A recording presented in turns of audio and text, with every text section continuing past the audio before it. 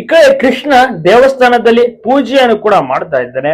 ಕೃಷ್ಣ ಈ ಒಂದು ಪೂಜೆಯಲ್ಲಿ ಭಾಗಿಯಾಗಿರುವುದು ತುಂಬಾನೇ ಮುಖ್ಯ ಆಗಿರುತ್ತೆ. ಸೊ ಹೀಗಾಗಿ ಆತ ಪೂಜೆಯಲ್ಲಿ ಕೂತಿದ್ದಾನೆ. ಆದ್ರೆ ಈ ಕಡೆ ರಾಮಾಚಾರಿ ಇಲ್ವಲ್ಲ, ಈ ಕಾಣಿಸ್ತಾ ಇಲ್ವಲ್ಲ ಅಂತ ಕಂಪ್ಲೀಟ್ ಆಗಿ ಟೆನ್ಷನ್ ಆಗಿದ್ದಾನೆ. ಆ ಕಡೆ ಈ ಕಡೆ ತಿರುಗಿದಂತ ಟೈಮ್ ನಲ್ಲಿ ಚಾರು ಕೂಡ ಬೈತಾಳೆ. ಕರೆಕ್ಟ್ ಆಗಿ ಇದು ಅಂದ್ರೆ ಪೂಜೆ ಕಡೆ ಗಮನ ಕೊಡು, ಏನಕ್ಕೆ ಆ ಕಡೆ ಈ ಕಡೆ ನೋಡ್ತೀಯ, ಪೂಜೆ ಮಾಡಿಲ್ಲ ಅಂದ್ರೆ ಈ ರೀತಿ ಎಲ್ಲ ಆ ಕಡೆ ಈ ಕಡೆ ನೋಡ್ಕೊಂಡು ಶ್ರದ್ಧೆಯಿಂದ ಪೂಜೆ ಮಾಡಿಲ್ಲ ಅಂದ್ರೆ ಅದು ಸಲ್ಲೋದಿಲ್ಲ, ಹಾಗೆ ಹೀಗೆ ಅಂತ ಪುರೋಹಿತರು ಕೂಡ ಹೇಳ್ತಾರೆ. ನಂತರ ಪೂಜೆಯನ್ನು ಕೂಡ ಮುಂದುವರಿಸ್ತಾರೆ, ಕಥೆಯನ್ನು ಕೂಡ ಹೇಳ್ತಾ ಇರ್ತಾರೆ. ಒಂದು ಮಹಾಭಾರತದ ಒಂದು ವಿಶೇಷವಾದಂತ ಕಥೆ ಹೇಳ್ತಿರ್ತಾರೆ. ಆದ್ರೆ ಈ ಕಡೆ ರೌಡಿ ಎಂಟ್ರಿ ಕೊಟ್ಟಿದ್ದಾರೆ ರಾಮಾಚಾರಿಗೆ ಹೊಡಿಯೋಕೆ.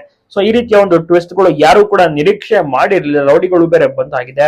ನಿಜಕ್ಕೂ ಏನಾಗುತ್ತೆ ಅಂತ ಒಂದು ಜನರಿಗೆ ಕುತೂಹಲವೂ ಕೂಡ ಜಾಸ್ತಿ ಆಗ್ಬಿಟ್ಟಿದೆ. ನಿಜಕ್ಕೂ ಇಲ್ಲಿ ಏನ್ ಮಾಡಕ್ ಹೊರಟಿದ್ದಾರೆ ರೌಡಿಗಳು, ಯಾತಕ್ಕಾಗಿ ರೌಡಿಗಳು ಬಂದ್ರು, ಯಾರ ಮೇಲೆ ಪ್ಲಾನ್ ಮಾಡ್ಕೊಂಡ್ ಬಂದಿದ್ದಾರೆ, ಅಷ್ಟಕ್ಕೂ ಇದು ಮಾನ್ಯತಾ ಕಳ್ಸಿರುವಂತ ರೌಡಿಗಳೇ. ಸೊ ಹೀಗಾಗಿ ಜನರಿಗೆ ಒಂದು ರೀತಿಯಲ್ಲಿ ಟೆನ್ಷನ್ ಜಾಸ್ತಿ ಆಗಿದೆ. ರೌಡಿಗಳು ಬಂದು ಏನ್ ಮಾಡ್ಬಿಡ್ತಾರೆ, ಯಾರ ಮೇಲೆ ಅಟ್ಯಾಕ್ ಮಾಡ್ತಾರೆ ಅಂತ ಕಂಪ್ಲೀಟ್ ಒಂದು ಎಲ್ಲಾ ಅಂದ್ರೆ ಫ್ಯಾಮಿಲಿ ಮೆಂಬರ್ಸ್ ಎಲ್ಲರೂ ಕೂಡ ರಾಮನಾಥಪುರದ ದೇವಸ್ಥಾನಕ್ಕೆ ಬಂದಿದ್ದಾರೆ. ಅಲ್ಲಿ ಪೂಜೆ ಎಲ್ಲವೂ ಕೂಡ ಇರುತ್ತೆ. ಸೊ ಹೀಗಾಗಿ ಅಲ್ಲಿ ಒಂದು ಪೂಜೆಯಲ್ಲಿ ಕಂಪ್ಲೀಟ್ ಒಂದು ಫ್ಯಾಮಿಲಿ ಮೆಂಬರ್ಸ್ ಭಾಗಿಯಾಗಿರ್ತಾರೆ. ಈ ಒಂದು ಸಂದರ್ಭದಲ್ಲಿ ರಾಮಾಚಾರಿ ಹೊರಗಡೆ ನಿಂತ್ಕೊಂಡು ನೋಡ್ತಾ ಇರ್ತಾನೆ. ರೌಡಿ ಬಂದಿದ್ದನ್ನು ಕೂಡ ಆತ ಗಮನಿಸ್ತಾನೆ. ಹೀಗಾಗಿ ಆತ ಕೂಡ ಬಹಳಷ್ಟು ರೀತಿಯಲ್ಲಿ ಟೆನ್ಷನ್ ಆಗಿದ್ದಾನೆ. ರೌಡಿಗಳು ಆ ಕಡೆ ಈ ಕಡೆ ಎಲ್ಲ ಹುಡುಕ್ತಿದ್ದಾರೆ ಎಲ್ಲೋದ್ರು ಅಂತ. ಅಂದ್ರೆ ಫಾಲೋ ಮಾಡ್ಕೊ ಬಂದಿದ್ರಲ್ಲ, ಈಗ ಇಲ್ಲಿ ಬಂದು ತಲುಪಿದ್ದಾರೆ, ದೇವಸ್ಥಾನ ಹತ್ರ ಹುಡುಕ್ತಾ ಇದ್ದಾರೆ ರಾಮಾಚಾರಿನ, ಎಲ್ಲೋದ್ರು ರಾಮಾಚಾರಿ ಮತ್ತೆ ಚಾರುನ. ಸೊ ಹೀಗಾಗಿ ಏನಾಗುತ್ತೆ ಕಾದು ನೋಡ್ಬೇಕಿದೆ.